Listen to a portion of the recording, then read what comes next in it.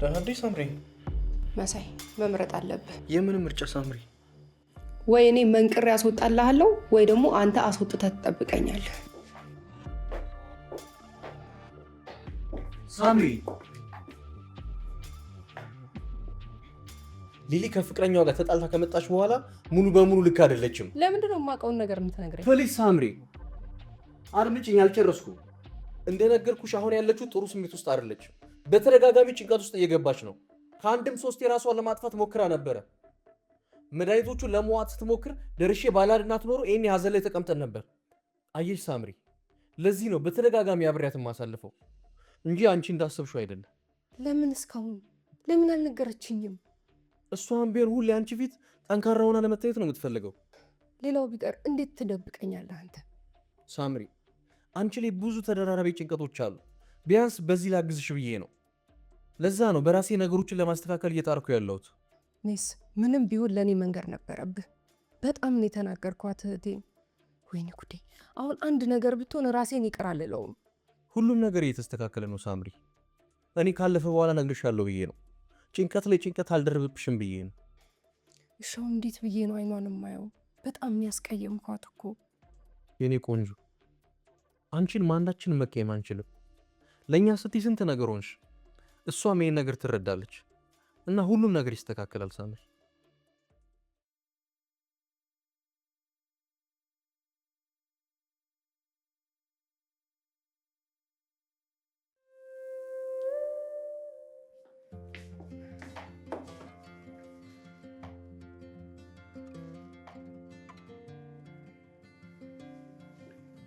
ይሄ ሁሉ ሲፈጠር ለምንድን ነው ያልነገርሽኝ?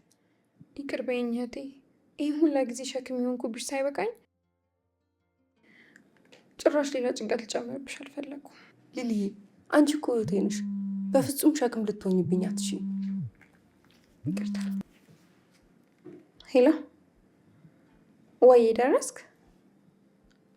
እሺ መጣሁ። ለሁሉም ነገር በጣም አመሰግናለሁ እህቴ። እና በጣም ይቅርታ ልጠይቅሽ እፈልጋለሁ። ግን ከዚህ በኋላ ላስጨንቅሽ አልፈልግም። መኪናው እየጠበቀኝ ነው፣ መሄድ አለብኝ። በፍጹም አትሄጂም። ይሄ እኮ ቤትሽ ነው፣ የትም አትሄጂም።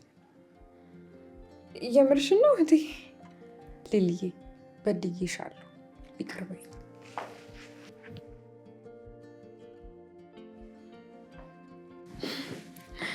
በቃውን ተረጋግተን አሪፍ ጊዜ እናሳልፍ። አሁን የደስታ ጊዜ ነው።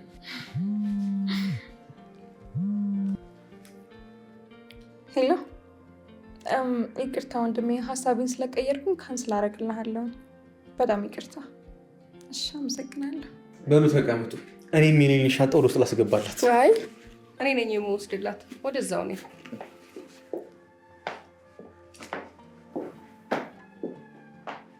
አንተ ጉደኛ፣ አሳመንካት አይደለ? እኔማ ጭራሽ የሚሆንም አልመሰለኝም ነበር። ጀግና ነህ። ከዚህ በኋላ ግን መጠንቀቅ አለብን። ተቀመጭ።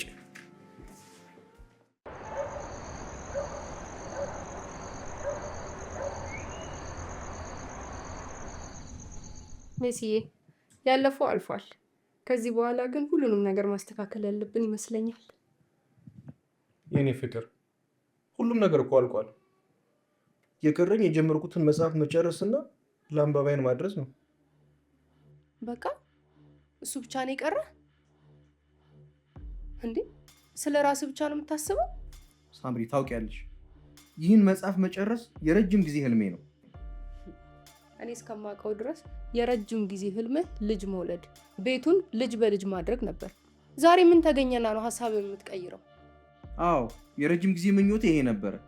አንቺ ነሽ ጊዜው አሁን አይደለም ቆይ ያልሽው። ታዲያ የራሳችን ቤት የለን፣ ቋሚ ገቢ የለህ አንተ። እንዴ ልጅ ቢወለድ ምን ልንሆን ነው? የኔ ስራ እንደ ስራ አይቆጠርም ማለት ነው? እኔ እንደሱ አላልኩ። እኔ ያልኩት ምንም ነገር አታስረጂ።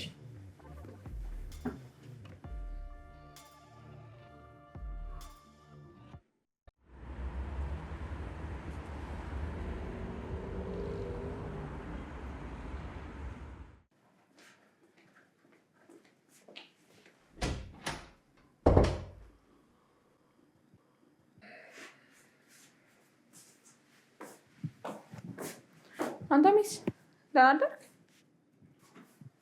አንተ አታወራኝም እንዴ ደግሞ ዛሬ?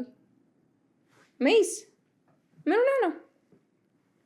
ደግሞ ማታ ስትጨቃጨቁ ነበር። በሰላም ነው? ያው አንዳንዴ በባልና በሚስት መሀል ጭቅጭቅ አይጠፋም። በእኔ ምክንያት ነው አይደል? በራሳችን ጉዳይ ነው። ይልቁንስ እሱን ተይውና ከዚህ በኋላ መጠንቀቅ አለብን። ማለት እህትሽ ከዚህ በኋላ ስለ ግንኙነታችን መጠርጠር የለባትም። ከዚህ በኋላ ምንም አይነት ምሕረት አይኖራት። ካወቀችብን ግን ሁለታችንም ነው የምታባረን። እሱ እንኳን ብዙ ማያሳስብህ። እኔም እነግርሃለሁኝ ብዬ የማታ ጭቅጭቃችሁን ስሰማ ረሳሁት። በይ በቃ። እኔም ደረስ መለስ የምልበት ቦታ አለ።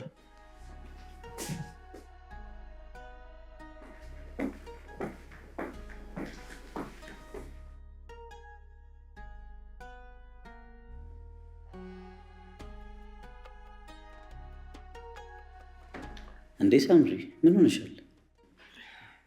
አይ ምንም አልሆንኩም። ሳምሪ ከባለፈው ጀምሮ ጥሩ ስሜት ላይ እንዳለሽ አውቃለሁ። ዛሬ ግን የግድ ልትነግሪኝ ይገባል።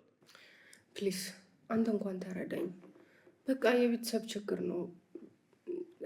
ቀለል ያለ ነገር እኮ ነው፣ ግን እኔ ቶሎ ስለሚከፋኝ ነው። ሳምሪ ሙች ሳትነግሪኝ ከዚህ ቢሮ ንቅንቅ አለልም። ትንሽ ከሚስ ጋር ተጋጭተን ነው። በቃ ሌላ ዲቴል አትጠይቀኝ። ያለብሽ ጫና ግልጽ ነው፣ እሱም ግን አበዛው። በል ስርዓት። በባሌ ቀልድ የለም።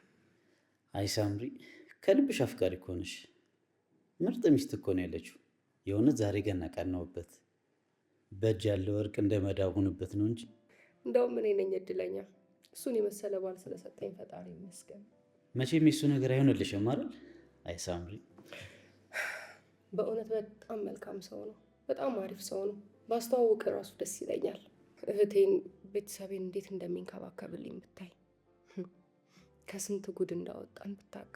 ይሄኔ እሱ ባይኖር ኖሮ ሊሊ በህይወት አትኖርም ነበር። በህይወት አትኖርም ነበር ማለት? እሱ ረጅም ታሪክ ነው። ሌላ ጊዜ አጫውተዋለሁ። እንደው ሳምሪ ይቅርታ አድርጊልኝና ለምን ልጅ አትወልዱ?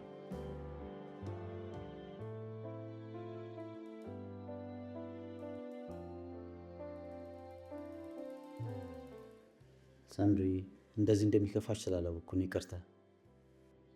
ኦኬ ዳዊቴ፣ ይገርማል። በዚሁ ጉዳይ ተጨቃጭቀን ስለወጣን እንጂ ጥያቄው እንኳን ይሄን ያህል የሚያስከፋው ነው እኮ አይደለም። አንቺ በጣም ጠንካራ ሴት ነሽ። ይህንንም ታርፊዋለሽ።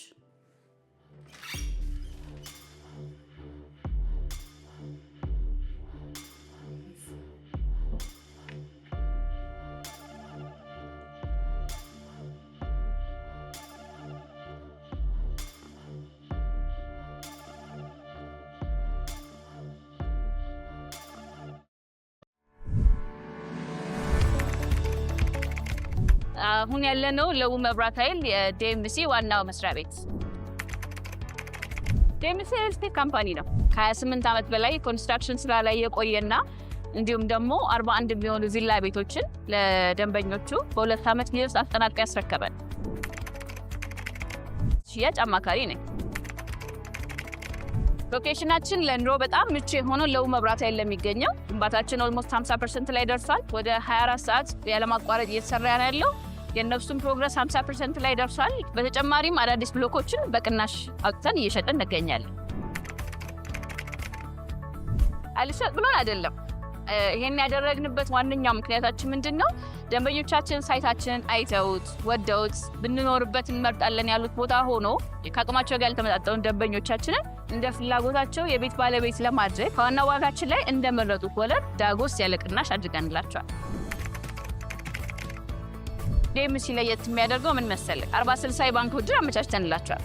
ይህም ማለት በ2 ዓመት ተኩል ጊዜ ውስጥ 40%ን ከፍለው 60%ን ደግሞ ቤቱን እየኖሩበት እኛ ባመቻቸንላቸው የባንክ ብድር በ20 ዓመት ጊዜ ውስጥ እየከፈሉ የሚኖሩበት ነው የሚሆነው። በተጨማሪ መረሳት የሌለበት ነገር ደንበኞቻችን የቤት ባለቤት ለመሆን መክፈል የሚጠበቅባቸው 8% ብቻ ነው። ቢሮአችን ቅድም እንደነገርኩ ለቡ መብራት ኃይል ለሚገኘው። ለበለጠ መረጃ እንዲሁም ሳይት ለመጎብኘት ደግሞ ከታች በምናስቀምጥላችሁ ቁጥር ቢደውሉ በቀላሉ ያገኙናል ማለት ነው።